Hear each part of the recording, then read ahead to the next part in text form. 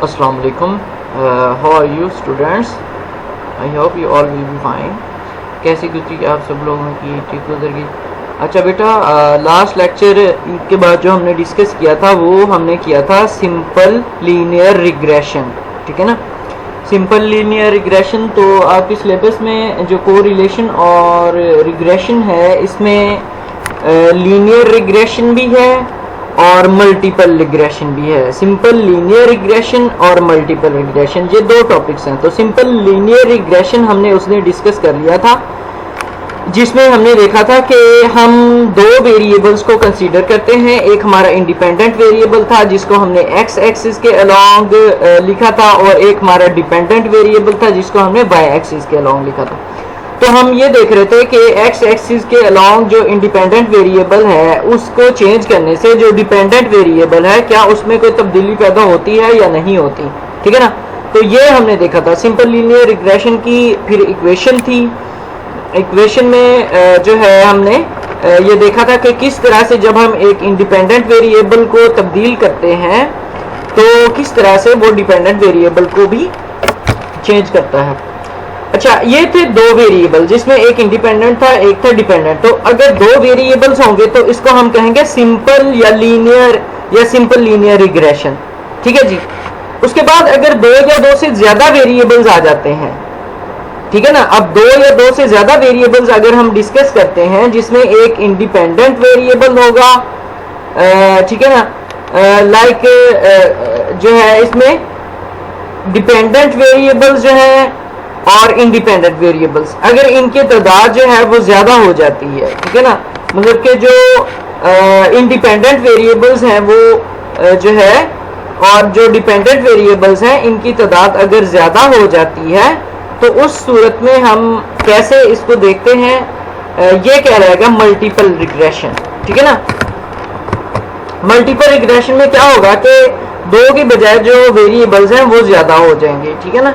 So let's move. Regression है, इसमें simple linear regression भी है, मल्टीपल रिग्रेशन भी है। तो रिग्रेशन को थोड़ा सा हम रिपीट करते हैं।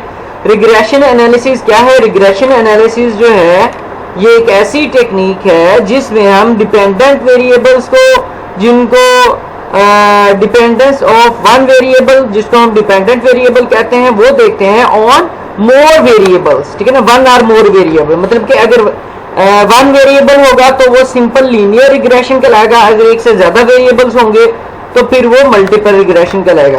तो रिग्रेशन क्या है? रिग्रेशन में ये है कि हम एक वेरिएबल जो कि डिपेंडेंट वेरिएबल है उसका एक से ज्यादा, एक या एक से ज्यादा वेरिएबल जो कि इंडिपेंडेंट वेरिएबल्स होंगे जिसको हम एक्सप्लेनेटरी वेरिएबल्स भी कहते हैं, उनके साथ हम जो है वो स्टडी करेंगे, रिलेशन को स्टडी करेंगे। डूइंग द एस्टिमेट और predict the average value of dependent variables in terms of none of fixed value of independent variable. तो इसमें जो इंडिपेंडेंट वेरिएबल है वो ऐसा वेरिएबल होता है जिसकी वैल्यूज फिक्स होती हैं, ठीक है ना, वो चेंज नहीं होती। और जो डिपेंडेंट वेरिएबल होता है वो डिपेंड करता है इंडिपेंडेंट वेरिएबल्स के ऊपर और उसकी वैल्यूज जो है वो चेंज हो सकती हैं, ठीक है ना। अच्छा, अब बात आ जाती है मल्टीपल रिग्रेशन, जो आज का हमारा टॉपिक है। मल्टीपल रिग्रेशन, इसके बारे में हम देखते हैं। तो मल्टीपल रिग्रेशन क्या है? ये एक स्टैटिस्टिकल मेजर है that attempts to determine the strength of a relationship between the one dependent variable जिसको हम वाई एक्सिस के अलोंग लिखते हैं, ठीक है ना। डिपेंडेंट वेरिएबल को हम वाई एक्सिस के अलोंग लिखेंगे इसमें, और सीरीज ऑफ चेंजिंग वेरिएबल जिसको हम इंडिपेंडेंट कहते हैं। तो इसमें जो इंडिपेंडेंट वेरिएबल है वो ज्यादा हो सकते हैं और डिपेंडेंट वेरिएबल एक ही होगा। और डिपेंडेंट वेरिएबल को हम वाई से जाहिर करेंगे, उसको हम एक्स एक्सिस के अलोंग लिखेंगे, और जो इंडिपेंडेंट वेरिएबल्स है उसको हम वो ज्यादा हो सकते हैं, ठीक है ना। तो इसमें मल्टीपल रिग्रेशन में एक जो है आपका डिपेंडेंट वेरिएबल होगा और एक से ज्यादा इंडिपेंडेंट वेरिएबल्स हो सकते हैं, ठीक है ना। ये मल्टीपल रिग्रेशन की बेटा एग्जांपल है, ये देखें y है, ठीक है ना, और बीटा नॉट है, beta 1 x1, beta 2 x2 plus, ये जितने मर्जी आप इसको कर लें, जो आपके इंडिपेंडेंट वेरिएबल्स हैं वो उनकी तादाद दो या दो से ज्यादा हो सकती है, ठीक है ना। और ईटा क्या है? एरर है, ठीक है ना। अब y इसमें क्या है, ये डिपेंडेंट वेरिएबल है, बीटा नॉट क्या है, इंटरसेप्ट है कांस्टेंट, बीटा 1 क्या है, चेंज इन द मतलब के रिग्रेशन कोएफिशिएंट है, बीटा 2 क्या है, ये भी रिग्रेशन कोएफिशिएंट है, x1 क्या है, इसमें जो पहला आपका वेरिएबल होगा और x2 क्या है, वो दूसरा वेरिएबल है। लाइक इसमें x1 को हम अगर एक एग्जांपल में फैमिली साइज लेते हैं और x2 में हम उसकी इनकम लेते हैं तो ये आपके आ जाएंगे, ठीक है ना, जो डिपेंडेंट वेरिएबल्स हैं। y क्या है, इंडिपेंडेंट वेरिएबल है, x1 पहला डिपेंडेंट वेरिएबल आ जाएगा, x2 दूसरा डिपेंडेंट वेरिएबल, इस तरह x3 भी आ सकता है, x4 भी आ सकता है और इसको हम xn की तरफ लेके जा सकते हैं। बीटा 1 जो है ये क्या है, ये रिग्रेशन कोएफिशिएंट है, बीटा 2 भी रिग्रेशन कोएफिशिएंट है और बीटा नॉट क्या है, ये इंटरसेप्ट है जिसकी वैल्यूज कांस्टेंट है और ये क्या है, इसमें एरर है, ठीक है ना, प्रेडिक्शन एरर्स। तो ये इस तरह से ये इसकी एग्जांपल बनेगी, या जो इक्वेशन है रिग्रेशन इक्वेशन इसकी ये वाली बनेगी, ठीक है ना।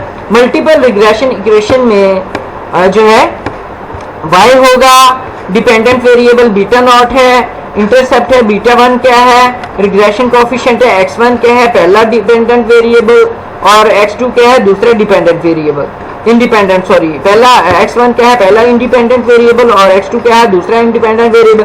अब डिपेंड करता है कि इसमें हमारे पास कितने जो है वो वेरिएबल्स आते हैं।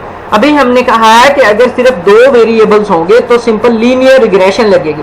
अगर 2 से ज्यादा वेरिएबल्स आ जाते हैं जिसमें एक जो है वो डिपेंडेंट वेरिएबल और बाकी इंडिपेंडेंट वेरिएबल्स होंगे तो हम मल्टीपल रिग्रेशन जो है ये इसे हम कैलकुलेट करेंगे, इसे हम प्रिडिक्ट कर सकते हैं। तो बेटा ये मोर कॉम्प्रिहेंसिव है as compare to simple linear regression, ये ज्यादा उससे अच्छी है। उसके बाद देखिए इसके यूजेस में क्या है, we can estimate the relationship that exist on the average between the dependent variable and explanatory variable. बेटा जो आपके इंडिपेंडेंट वेरिएबल्स हैं उसको हम एक्सप्लेनेटरी वेरिएबल्स भी कह सकते हैं या प्रेडिक्टर्स भी कह सकते हैं। तो इसमें जो मल्टीपल रिग्रेशन है वो क्या करेगी कि वो एस्टिमेट करेगी रिलेशनशिप को जो कि पाया जाता है किसके दरम्यान में, average between the dependent variable y and variables of explanatory variable या इंडिपेंडेंट वेरिएबल। तो ये बेटा इसका आ जाएगा। उसके बाद क्या करेंगे, it determines the effect of each of the explanatory या एक्सप्लेनेटरी वेरिएबल को हमने क्या कहा था, independent variable. It determines the effect of explanatory variables या independent variables on the dependent variables, controlling the effects of all the explanatory variables। तो इससे हम जो भी मतलब कि जो independent variables हैं उनके ऊपर जो भी असरात होते हैं उनको हम जो है वो देख सकते हैं, ठीक है ना। It determines the effect of each of the explanatory या independent variable on the dependent variable, के इंडिपेंडेंट वेरिएबल का डिपेंडेंट वेरिएबल के ऊपर क्या असर है, या controlling the effects of all other explanatory variable. So अगली बात क्या है, तीसरी, it predicts the values of dependent variable. ये डिपेंडेंट वेरिएबल की वैल्यू को प्रेडिक्ट करेगा, उसके बारे में पेशन गोई करेगा for a given value of explanatory या इंडिपेंडेंट वेरिएबल्स। तो अगर आपके पास एक्सप्लेनेटरी या इंडिपेंडेंट वेरिएबल्स की वैल्यू है तो उसके जरिए आप डिपेंडेंट वेरिएबल्स की वैल्यू को कैलकुलेट कर सकते हैं, ठीक है ना। ये इसके यूजेस है। बेटा हम पढ़ रहे हैं मल्टीपल रिग्रेशन। मल्टीपल रिग्रेशन में 2 वेरिएबल्स नहीं बल्कि 2 से ज्यादा वेरिएबल्स होंगे। इसमें एक डिपेंडेंट वेरिएबल होगा और 2 से ज्यादा जो है वो इंडिपेंडेंट वेरिएबल्स आपके हो सकते हैं, ठीक हो गया। यूजेस में देखें, it estimates the relationship that exist on average between the dependent variable and independent variable या एक्सप्लेनेटरी वेरिएबल। दूसरा क्या है, it determines the effect of each of the explanatory या independent variables on the dependent variables, controlling the effects of all the other explanatory variables. इसके बाद क्या है, it predicts the values of dependent variable for a given value of the explanatory variables. इसमें बेटा हम assumptions लगाते हैं कि जो मल्टीपल रिग्रेशन है उसके बारे में हमारी कुछ अजम्पशंस होती हैं, हम कुछ चीज़ें अज्यूम कर लेते हैं कि ये ऐसी हुई। इसमें सबसे पहली कौन सी अजम्पशन है, हम ये कहते हैं कि जो मल्टीपल रिग्रेशन है ये लीनियर फंक्शनल फॉर्म है। दूसरी क्या है, इसमें जो इंडिपेंडेंट वेरिएबल्स हैं वो क्या होते हैं, फिक्स्ड होते हैं। तीसरा इसमें क्या आ जाएगा, इंडिपेंडेंट ऑब्जर्वेशंस आएंगी। चौथी क्या है, represents a sample and proper specification of the model. 5वीं क्या है, कि नॉर्मली रेजिडुअल या एरर्स को भी हम कंसिडर करते हैं। छठी क्या है, इक्वालिटी ऑफ वेरिएंस आएगी एरर्स के दरमियान, मतलब कि होमोजेनिटी या रेजिडुअल वेरिएंस आएगी। सातवां क्या है, नो मल्टीकुलरिटी, मल्टीकोलिनियरिटी। मल्टीकोलिनियरिटी क्या है, ये इंशाल्लाह हम नेक्स्ट लेक्चर में जो है डिस्कस करेंगे। 8 क्या है, no auto correlation, auto correlation को भी हम डिस्कस करेंगे, आउटलायर डिस्टॉर्शन को भी हम डिस्कस करेंगे, ठीक है ना। तो ये कुछ एजम्पशंस हैं जो हम मल्टीपल रिग्रेशन में लेते हैं। लीनियर फंक्शनल फॉर्म है, fixed independent variables, independent observations, representative sample and proper specification of the model, normality of the residues errors, equality of the variance of the errors, और इसके बाद no multi collinearity, no auto correlation of the errors and no outlier distortion. Multi collinearity क्या है, is the correlation among the independent variables. तो independent variables के दरमियान में जो कोरिलेशन होगा उसको हम मल्टी कोलिनियरिटी बोलेंगे। डमी वेरिएबल क्या है, non metric independent variable that has two, मतलब कि 1, 2 या 2 से ज़्यादा डिस्टिंक्ट लेवल उसके हो सकते हैं, जो कि हम 0 या 1 से कोड करेंगे, इसको हम डमी वेरिएबल्स कहते हैं। अच्छा बेटा, ये था आपका मल्टीपल रिग्रेशन। अब मल्टीपल रिग्रेशन मॉडल है जी। मल्टीपल रिग्रेशन मॉडल अब हम देखेंगे कि क्या होता है। Multiple regression model is that relates the dependent variable, y क्या होगा, ये डिपेंडेंट वेरिएबल है, to a set of quantitative independent variables. ये एक ऐसा मॉडल है जो कि एक डिपेंडेंट वेरिएबल y को रिलेट करेगा क्वांटिटेटिव इंडिपेंडेंट वेरिएबल्स के साथ, ठीक है ना। That is direct extension of the polynomial regression model, जो कि पोलिनोमियल रिग्रेशन मॉडल की एक्सटेंशन है, in which 1 is independent variable, ठीक है ना। एक इसमें जो है वो क्या हो जाएगा, इंडिपेंडेंट वेरिएबल होगा, किसमें, पोलिनोमियल रिग्रेशन में, उसकी ये एक्सटेंशन है। We write the multiple regression model. हम मल्टीपल रिग्रेशन मॉडल को कैसे लिखेंगे, y लिखेंगे बेटा। y क्या है, आपका डिपेंडेंट वेरिएबल्स है। बीटा नॉट जो है इसके बारे में भी हमने देखा है, और plus beta 1 x1 beta 2 x2 regression coefficient है, बीटा के x ए और ई क्या है, एरर है, ठीक है ना। तो ये आपकी इक्वेशन आ जाएगी। इस इक्वेशन को हमने पहले भी डिस्कस किया हुआ है। ये देखें यहाँ पे y क्या था, डिपेंडेंट वेरिएबल था, बीटा नॉट क्या है, इंटरसेप्ट है, ठीक है ना। बीटा 1 जो है रिग्रेशन कोफिशिएंट है, बीटा 2 भी रिग्रेशन कोफिशिएंट है, और बीटा 1 और बीटा 2 की और बीटा नॉट की वैल्यूज हम रिग्रेशन कोफिशिएंट की निकालेंगे। इनके फार्मूलाज हैं जो आगे दिए हैं। x1 क्या है, ये 1 वेरिएबल है जो कि इंडिपेंडेंट वेरिएबल है, x2 दूसरा वेरिएबल है जो कि इंडिपेंडेंट वेरिएबल है। इस तरह 2 या 2 से ज्यादा जो है वो इंडिपेंडेंट वेरिएबल्स हो सकते हैं, ठीक है ना। और ईटा क्या है, एरर्स है। Any of the independent variable may be the power of the independent variables, ठीक है ना। Any of the independent variable may be power of others independent variables. तो वो कह रहा है कि कोई भी इंडिपेंडेंट वेरिएबल जो है वो दूसरे इंडिपेंडेंट वेरिएबल्स की पावर हो सकता है। फॉर एग्जांपल क्या है इसमें, देखिए x2 might be the x1 square. तो x2 जो है वो x1 का जब हम स्केयर लेंगे तो वो भी हो सकता है। बात समझ आ गई क्या नहीं भाईजान। इसमें जो x1 है और x2 है ये इंडिपेंडेंट वेरिएबल्स हैं, ठीक है ना। वो कह रहा है कि एक इंडिपेंडेंट वेरिएबल जो है वो दूसरे इंडिपेंडेंट वेरिएबल का जब हम स्केयर लेंगे जो वैल्यू हमारी आएगी वो भी हो सकता है कि एक इंडिपेंडेंट वेरिएबल दूसरे इंडिपेंडेंट वेरिएबल्स का स्केयर भी हो सकता है, ऐसा पॉसिबल है, ठीक है ना। सो इसी तरह वो देखें, there are many other possibilities like x3 might be the cross product term. Cross product term किसको कहते हैं, क्रॉस प्रोडक्ट टर्म जो है equal to the x1 x2 या फिर x4 might be the log of x1। आपको बात समझ नहीं आई बेटा। मल्टीपल रिग्रेशन मॉडल है, इसकी ये इक्वेशन है। इसमें वो कह रहा है कि जो एक इंडिपेंडेंट वेरिएबल है वो दूसरे इंडिपेंडेंट वेरिएबल का स्क्वायर भी हो सकता है, क्रॉस प्रोडक्ट भी हो सकता है और लॉग भी हो सकता है, ठीक है ना। क्रॉस प्रोडक्ट कैसे करेंगे, फर्ज किया x4 हमने निकालना है तो x1 और x2 को ज़रब देंगे, जो वैल्यू आएगी वो x4 आ जाएगी, या फिर लॉग हम ले लेंगे x1 का, ये भी हो सकता है। तो इसमें जो इंडिपेंडेंट वेरिएबल्स हैं वो दूसरे इंडिपेंडेंट वेरिएबल से ही निकल सकते हैं, उनका स्क्वायर लेने से या उनका क्रॉस प्रोडक्ट लेने से या फिर उनका लॉग लेने से। The only restriction is that no x is perfect linear function of any other x.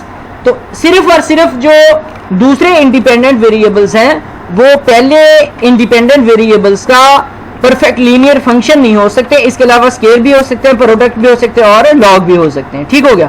So first order model क्या है? The simplest type of multiple regression equation is the first order model in which each of the independent variable appears but there are no cross product terms or the terms of in power of the independent variables. तो इसमें ना तो cross product होगा और ना ही powers होंगी। For example when the quantitative independent variables are involve the first order of multiple regression is कैसे आएगी? y is equal to beta not plus beta 1 x1 plus beta 2 x2 plus beta 3 x3 plus eta. ठीक है ना। तो इसमें जो first order model है इसमें जो दूसरा इंडिपेंडेंट वेरिएबल होगा वो ना तो पहले इंडिपेंडेंट वेरिएबल का स्क्वायर हो सकता है और ना ही जो है उसकी पावर हो सकती है, ना ही उसका प्रोडक्ट हो सकता है। ठीक हो गया। For those first other models we can attach some of the meaning to the beta s। the parameter beta naught क्या है? is the y intercept, इसको y intercept बोलते हैं। ये क्या करता है? it represent the expected value of y when each x is 0। बेटा जी ये इक्वेशन है, इसमें जो बीटा है ये बीटा इंटरसेप्ट है। ये क्या करेगा? ये हमें जब x1 की किसी में से इनकी वैल्यू जब 0 होगी तो ये y की वैल्यूज को डिनोट करेगा। ठीक है ना। ये देखें बीटा नॉट क्या है? Is y intercept which represent the expected value of y। Beta not क्या है? ये y की वैल्यू को रिप्रेजेंट करता है। ठीक है ना। ये बीटा नॉट जो है ये क्या है? बीटा नॉट y इंटरसेप्ट इसको बोलते हैं, रिग्रेशन इंटरसेप्ट भी बोलते हैं और ये y की वैल्यूज को डिनोट करेगा। For case in which it does not make the sense to have each x be 0 beta not estimate, मतलब कि जब x की 0 जो इंडिपेंडेंट वेरिएबल्स हैं जब उनकी वैल्यू 0 होगी तो ये y की वैल्यूज को डिनोट करेगा। It should be used only as a part of prediction equation. ये सिर्फ प्रिडिक्शन इक्वेशन के लिए इस्तेमाल किया जाता है and not given the interpretation by itself. और ये अपने मतलब कि खुद से कोई ना कोई इंटरप्रिटेशन जो है वो नहीं दे सकता। ठीक हो गया ना। जो बीटा नॉट है बीटा इंटरसेप्ट है। पार्शियल स्लोप्स कहते हैं क्या हैं जी? The other parameters beta 1 beta 2 beta k is the multiple regression equation are so sometimes called the partial slopes. तो इसमें जो ये वाली चीजें हैं बीटा नॉट क्या है? रिग्रेशन इंटरसेप्ट और बीटा 1 बीटा 2 और बीटा 3 इस तरह से ज्यादा भी हो सकते हैं। तो ये क्या हो जाएंगे? ये हैं बेटा पार्शियल स्लोप्स हैं। In linear regression the parameter beta 1 is the slope of the regression line and it represents the expected change in the y। Beta 1 क्या है? ये स्लोप है रिग्रेशन लाइन की जो कि एक्सपेक्टेड चेंज y में जाहिर करेगी for a unit increase in the x के। अगर ये देखें बेटा बीटा 1 क्या है? बीटा 1 अगर हम x1 में एक दर्जा बढ़ाएंगे तो y में जो तब्दीली आएगी उसको ये जाहिर करेगी। बीटा 1 को दोबारा बताता हूं। बीटा 1 जो है अगर हम x1 में तब्दीली लेकर आएंगे तो y में जो तब्दीली आएगी उसको ये जाहिर करेगा। देखिए वो कह रहा है in linear regression the parameter beta 1 is the slope of the regression line and it represents the expected change in the y for a unit increase in the x1। कि अगर हम x1 या x में हम एक दर्जा increase करते हैं तो y में क्या तब्दीली पैदा होती है वो ये जाहिर करेगा। कौन जाहिर करेगा? Beta 1। In the first order multiple regression model, beta 1 represents the expected change in the y for a unit increase in the x1 when all the x are held constant। ये कब करेगा? जब बाकी के जो x हैं वो अगर कांस्टेंट होंगे और x1 में 1 डिग्री इंक्रीज आएगा तो जो इंक्रीज y में आएगा उसको जो है वो बीटा 1 डिनोट करेगा। ठीक हो गया ना। इसकी शर्त है कि बाकी के x जो हैं वो क्या होने चाहिए? कांस्टेंट होने चाहिए। In general beta I j is not equal to 0 represents the expected change in the y। तो बीटा j क्या है? ये expected change y को जाहिर करेगा for a unit increase in the x1 when holding the all other x's are constant। The usual assumption for the multiple regression model are shown here। ठीक है ना। तो इसमें देखें ये हमें पता चल गया है इक्वेशन का कि बीटा इंटरसेप्ट है, बीटा नॉट, बीटा वन क्या है, ये इसको हम एक किस्म का पार्शियल स्लोप्स भी बोल सकते हैं। ईटा एरर है, वाई जो है वो क्या है, डिपेंडेंट वेरिएबल है। ठीक हो गया। अब इसके बाद हमने एक एग्जांपल लेनी है, एग्जांपल से इसको समझते हैं। देखें, an example for the model of the two explanatory variable we should illustrate there are three variable model. For example इसमें देखें कि quantity derivation of any commodity y, किसी भी कमोडिटी के लिए जो है हमने क्वांटिटी देखना है वाई को, depends on the price x1 and on the consumers income. तो x1 क्या है, प्राइस है, और x2 क्या है, कंज्यूमर्स इनकम है। तो y क्या हो जाएगा, f x1 और x2। So give that the theories does not specify the mathematical form, we start the investigation by assuming that relationship. हम ये अज्यूम करते हैं कि y x1 और x2 क्या है, ये लीनियर है, जो कि हमने पहली मल्टीपल रिग्रेशन की एग्जाम्पशन में पढ़ा था। इसमें देखें, an example of the two model of explanatory variables can due to influence of the other factors we introduce the random variable mu I, ठीक है ना, in the model. So the multiple regression model population में क्या बन जाएगा, Y किसके बराबर हो जाएगा, बीटा नॉट जो कि रिग्रेशन इंटरसेप्ट है, beta one x1, beta two x2। x1 क्या है बेटा, पहला इंडिपेंडेंट वेरिएबल, और x2 क्या है, दूसरा जो है वेरिएबल है, और म्यू आई क्या है, ये एरर है। एंड एस्टिमेटेड रिग्रेशन लाइन कैसे हो जाएगी बेटा, ये था पॉपुलेशन के लिए। अब हम चूंकि सैंपल साइज लेंगे तो इसके लिए ये जो इक्वेशन है ये ऐसे हो जाएगी, y beta nought cap plus beta one x1 plus beta two x2। तो ये सैंपल्स के लिए होगी, पॉपुलेशन के लिए नहीं होगी। अच्छा, उसके बाद फिर हमने इक्वेशन में, ये इक्वेशन है बेटा, अब हमें पता चल जाएगा कि ये डिपेंडेंट वेरिएबल्स की वैल्यू क्या है, एरर्स की भी वैल्यू, ये सारी चीजें हमें पता चल जाएगी, बीटा नॉट की भी, बीटा वन बीटा टू। अब हम इनकी वैल्यूज x1 x2 की तो हमें दी हुई होंगी, तो हम बीटा वन बीटा टू और बीटा नॉट की वैल्यूज कैसे निकालेंगे, ये बेटा उसके लिए हमारे पास फार्मूलाज हैं। बीटा नॉट की वैल्यू कैसे निकालेंगे, x बार माइनस b1 x1 बार माइनस b2 x2 बार। तो ये बार कैसे आते हैं ये अभी मैं आपको बताता हूँ। और बीटा वन की वैल्यू कैसे निकलेगी, ये बेटा इसका फार्मूला है, ऐसे नहीं आएगा, जब आप बार बार लिखेंगे तो ही आएगा, प्रैक्टिस से आएगा, देखने से नहीं आएगा।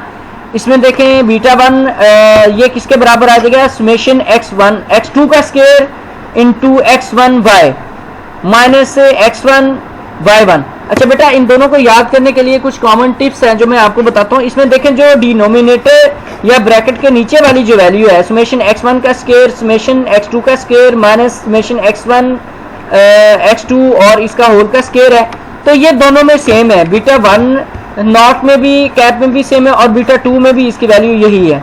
अच्छा, यहाँ पर जो इसमें x2 का स्क्वायर और x1y है, ये बिल्कुल ही उल्टा आ जाएगा। इसमें x1 का स्क्वायर आ जाएगा, इसमें x2 के बजाय x1 का स्क्वायर आ जाएगा, और x2y आ जाएगा। इसमें x1y था, इसमें x2y आ जाएगा। देखिए, इसमें x2 का स्क्वायर था, इसमें x1 का स्क्वायर है, इसमें x1y है तो इसमें x2y आ जाएगा। Minus minus summation x1 y1, ये वैसे x1 x2 ये वैसे का वैसे आ जाएगा। और इसमें चूंकि ये 2 था यहाँ पर, तो यहाँ पर भी समेशन x2y आएगा, लेकिन जहाँ पर ये 1 है तो यहाँ पर x1y आ जाएगा। बाकी जो डिनोमिनेटर्स हैं ये सेम है। अच्छा बेटा, यहाँ पर एक और चीज़ है, ये देखें, जो स्मॉल x1 है उसकी वैल्यू हम कैसे निकालेंगे। जो कैपिटल x1 है उसमें से माइनस कर देंगे x1 बार को, तो हमारे पास स्मॉल x1 की वैल्यू आ जाएगी। इसी तरह से जो x2 है स्मॉल, यहाँ पर इसकी वैल्यू कैसे आएगी, x2 कैपिटल माइनस x2 का बार हम करेंगे, ठीक है ना। और इसी तरह y1 की वैल्यू कैसे आएगी, y माइनस y बार कर देंगे, ठीक है। अब एक एग्जांपल है, इस एग्जांपल से आपको बेटा जी समझ आएगी अच्छे तरीके से कि कैसे जो है हमने इसकी वैल्यू जो है वो कैलकुलेट करनी है, ठीक है ना। ये जरा देखें थोड़ा सा।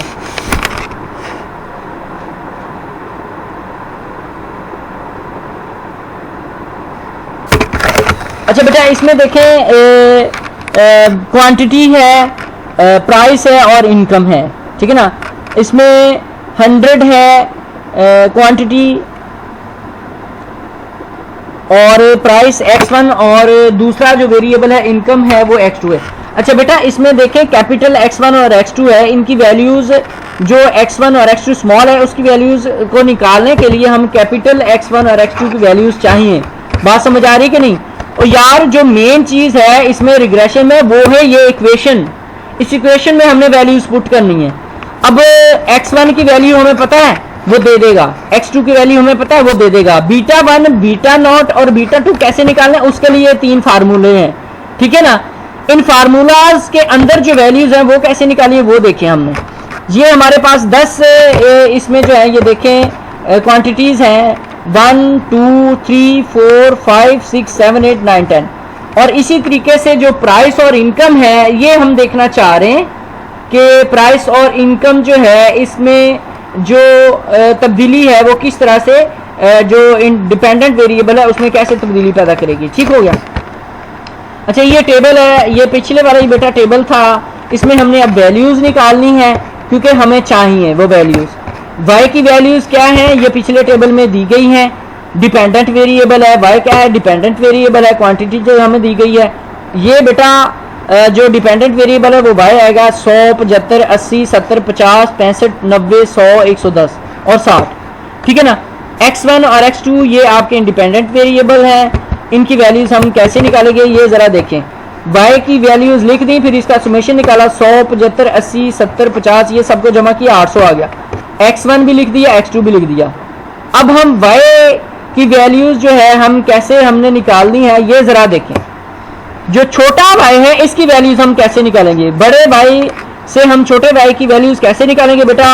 y का बार आ जाएगा, y का बार कैसे आएगा, मतलब जो y की वैल्यू है यहाँ पर इसका बार कैसे लेंगे। सुमेशन y क्या थी 800 थी, तकसीम हम किससे करेंगे जो नंबर हैं ये 10 हमारे पास जो है ये मतलब कि जो ऑब्जर्वेशन है हमारे पास 10 हैं। तो इसमें हम क्या करेंगे कि जो y है इसका समेशन कितना है 800 तकसीम में 10 80 आ जाएगा। अब यहाँ पर जो भी वैल्यूज हैं उन सब को माइनस करेंगे, इसमें से 100 माइनस 80 क्या आ जाएगा 20, 75 माइनस 80 क्या आ जाएगा 5 माइनस 5 आ जाएगा, 80 माइनस 80 0 आ जाएगा, 70 माइनस 80 आ जाएगा minus 10, 50 minus 80 minus 30, 65 minus 80 minus 15, 90 minus 80, 10, 100 minus 80, 20, 110 में से 80 निकालेंगे तो 30 और 60 में से 80 निकाले 20। तो इस तरह से जो कैपिटल y है उससे हम स्मॉल y की वैल्यू निकालेंगे। इसी तरह कैपिटल x1 से हम स्मॉल x1 की वैल्यू कैसे निकालेंगे वो भी वैसे है। सुमेशन x1 क्या था 60 था, तकसीम 10 से करेंगे 6 आ जाएगा। तो 6 में से हमने वैल्यू निकाली है। 6 माइनस 5 क्या आ जाएगा 1 माइनस 1, 6 माइनस 7 आ जाएगा जो है 1 आ जाएगा, 6 माइनस 6 0 है, 6 minus 0 0, 8 minus 6 2, 7 minus 6 1, 5 minus 6 minus 1, 4 minus जो है 6 माइनस 2 आ जाएगा, 3 माइनस 6 आ जाएगा माइनस 3 और 9 माइनस 6 आ जाएगा 3, 9 माइनस 6 आ जाएगा 3। तो ये अब आपकी स्मॉल x1 की वैल्यू आ गई। अब स्मॉल x2 की वैल्यू निकालनी है, ये कैसे निकालेंगे बिल्कुल वैसे है। इसका जो सुमेशन है ठीक है ना, टोटल 8000 है, 8000 को 10 से तकसीम करेंगे 800 आ जाएगा। 800 में से आपने x2 की वैल्यू माइनस कर देंगे। 1000 माइनस 800 कितना आ जाएगा, 1000 माइनस 800 कितना आ जाएगा बताएं जी 200। 600 माइनस 800 ये भी दो जो है ये देखें 600 माइनस 800 ये कितना आ जाएगा माइनस का 200। 1200 माइनस 800 कितना आ जाएगा 400। 500 माइनस 800 माइनस 300। 300 minus 800 minus. बात समझ आ रही है कि नहीं। और बेटा जी ये सिर्फ यहाँ तक ये नीचे तक ये जो वैल्यूज आपको दी गई है ना, ये y है, ये x1 और x2 है, ये कैपिटल की वैल्यू है। स्मॉल की वैल्यूज हमने खुद से निकाली है। कैसे निकाली है, टोटल तकसीम नंबर ऑफ ऑब्जर्वेशन 10, तो उसको इसमें से माइनस करते जाना है। ये अभी मैंने आपको उससे जो अगला स्टेप है, अब हम ये जो स्मॉल y, स्मॉल x1 और स्मॉल x2 की वैल्यूज निकाली है, अब हमने इसका स्केयर लेना है। क्यों लेना है, क्योंकि हमें फार्मूले में चाहिए। जो अभी हमने पीछे फार्मूला पढ़ा है इसमें हमें इसका स्केयर भी चाहिए। ये देखें x1 का स्केयर भी चाहिए, x2 का स्केयर भी चाहिए, ठीक है ना। तो इसकी हमने वैल्यूज लेनी है। अब x1 है -1, इसका स्केयर हम लेंगे तो क्या आ जाएगा +1, ठीक है ना। यहाँ पर -5 का स्केयर भी ले लेंगे। इसी तरह से हमने जो है ये x1 की वैल्यूज जो है हमने निकालें। इसी तरह x2 की वैल्यूज निकालेंगे। जो भी वैल्यू 200 का स्केयर ले लिया 40,000 आ गया, 200 का स्केयर ले लिया 40,000 आ गया, 400 का स्केयर 16,000 आ गया। तो इसी तरह हमने y x1 कैसे निकालेंगे, जो y की वैल्यू है उसको x1 की वैल्यू से ज़रब देंगे। 20 माइनस 1 क्या आ जाएगा -20, -5 को 1 से ज़रब देंगे तो क्या आ जाएगा -5 आ जाएगा, 0 0 से ज़रब खाया। ये बिल्कुल ही आसान है। तो y(x2) को क्या करेंगे, जो y की वैल्यूज हैं, छोटे y की वैल्यू, उसको x2 की वैल्यू से ज़रब देते रहेंगे। लाइक यहाँ पर 20 है तो 20 को x2 की वैल्यू 200 से ज़रब दिया तो ये क्या आ जाएगा 4000 आ जाएगा। इसी तरह से y की वैल्यू -5 है और x2 की वैल्यू क्या है -200, ज़रब दिया तो ये 1000 आ गया। इसी तरह से x1 और x2 भी हम निकालेंगे। x1 x2 क्या निकालेंगे, x1 की वैल्यू क्या है -1 और x2 की वैल्यू क्या है 200, तो 200 को -1 से ज़रब दिया तो ये 200। इसी तरह से बेटा हमने सारी वैल्यूज जो है वो कैलकुलेट कर ली। बात समझ आ गई कि नहीं, बहुत ही आसान है, कोई मुश्किल नहीं है। इसमें y x1 और x2 लार्ज वाले की वैल्यू कैपिटल की वैल्यू दी गई थी, स्मॉल वाले की वैल्यू कैसे निकाली है, समेशन निकाला है, नंबर ऑफ ऑब्जर्वेशन से तकसीम किया, जो जवाब है उसमें से वैल्यूज को निकाल के लिखा है।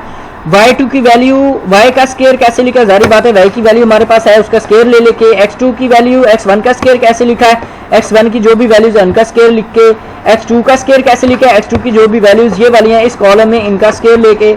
अब y x1 क्या है, y को x1 की वैल्यू से ज़रब दिया, y x2 क्या है, y को x2 की वैल्यू से ज़रब दिया, और x1 x2 क्या है, x1 और x2 की वैल्यूज का आपस में ज़रब देके हमने लिखा, तो ये आपकी वैल्यूज आ गई।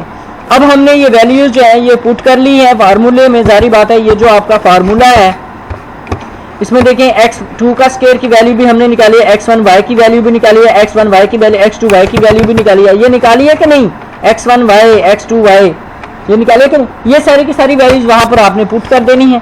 तो जो आपका जवाब आएगा वो आ जाएगा बेटा जी बीटा नॉट की वैल्यू क्या आ जाएगी 111.8, बीटा 1 की वैल्यू क्या आ जाएगी -7.18 और बीटा 2 की वैल्यू क्या आ जाएगी 0.014। अच्छा बेटा बीटा 1 जो है यहाँ पर इसकी वैल्यू हमेशा नेगेटिव आएगी क्योंकि प्राइस और इनकम में हमेशा इन्वर्स रिलेशनशिप, एक चीज बढ़ने से दूसरी चीज जो है वो कम हो जाएगी। बीटा 2 की वैल्यू 0.014 आ जाएगा। सो एस्टिमेटेड मल्टीपल रिग्रेशन मॉडल आपकी ये इक्वेशन है। अब ये देखें हमने बीटा नॉट की वैल्यू भी निकाली है, बीटा 1 की वैल्यू भी निकाली है और बीटा 2 की वैल्यू की भी निकाली है। x1 और x2 की वैल्यू हमें दी गई है, ये इसमें पुट करेंगे तो आपका जो है वो आंसर आ जाएगा। ठीक है ना बेटा जी, आई होप कि आप लोगों को समझ आ गई है। ये मुश्किल नहीं है, ये बिल्कुल ही आसान है। जैसे हमने सिंपल लीनियर रिग्रेशन पढ़ा था इसी तरह हमने आज मल्टीपल रिग्रेशन पढ़ा है। सिंपल लीनियर रिग्रेशन में 2 वेरिएबल होते थे, एक x और एक y, एक डिपेंडेंट वेरिएबल था एक इंडिपेंडेंट वेरिएबल था। लेकिन जो मल्टीपल रिग्रेशन है इसमें 2 से ज़्यादा वेरिएबल्स होंगे, इसमें एक डिपेंडेंट वेरिएबल होगा और 2 या 2 से ज़्यादा इंडिपेंडेंट वेरिएबल्स होंगे जिसको हम x1 x2 और x3 से हम जाहिर कर सकते हैं। ठीक है, इसमें बीटा नॉट क्या है, ये इंटरसेप्ट है, रिग्रेशन इंटरसेप्ट है। बीटा 1 क्या है, ये रिग्रेशन कोफिशिएंट और बीटा 2 भी रिग्रेशन कोफिशिएंट है जिनकी वैल्यूज जो है हम फार्मूले से निकाल सकते हैं। ठीक है ना, ये क्या है एरर है। यूजेस इसके भी हमने देखे, फिर अजम्पशंस कुछ करते हैं वो हमने देखे हैं। मल्टी कोलिनियरिटी ये इंशाल्लाह नेक्स्ट लेक्चर में हम डिस्कस करेंगे। डमी वेरिएबल्स क्या होते हैं, मल्टीपल रिग्रेशन मॉडल को हमने देखा है, क्रॉस प्रोडक्ट टर्म को देखा है, फर्स्ट ऑर्डर मॉडल को देखा है, पार्शियल स्लोप्स क्या होती हैं, ये बीटा 1 बीटा 2 और बीटा के वगैरह ये पार्शियल स्लोप्स कहलाती हैं। एग्जाम्पल्स को हमने किया है। ठीक है ना, यहाँ पर फार्मूलाज देखे हैं, बीटा नॉट का क्या फार्मूला है, बीटा 1 का क्या फार्मूला है, बीटा 2 का क्या फार्मूला है। एग्जाम्पल्स को हमने देखा है, एग्जाम्पल्स में से हमने वैल्यूज कैसे कैलकुलेट करनी है, x1 x2 की वैल्यू कैसे निकालनी है, x1 का स्केयर x2 का स्केयर और y का स्केयर कैसे निकालना है, y x1 और y x2 कैसे निकालना है और x1 x2 कैसे निकालना है, ये हमने सारा कुछ देख लिया। तो बता वैल्यूज पुट करनी है, किस में वैल्यूज पुट करनी है, इन फार्मूलाज में वैल्यू पुट करेंगे तो हमारे पास बीटा नॉट बीटा 1 और बीटा 2 की वैल्यूज आ जाएंगी, उनको फिर इक्वेशन में पुट करेंगे और आपकी जो फाइनल वैल्यू है ये आ जाएगी। आई होप कि आप लोगों को बेटा समझ आ गई होगी। In case of any Curie you can ask me. Thank you so much. Allah.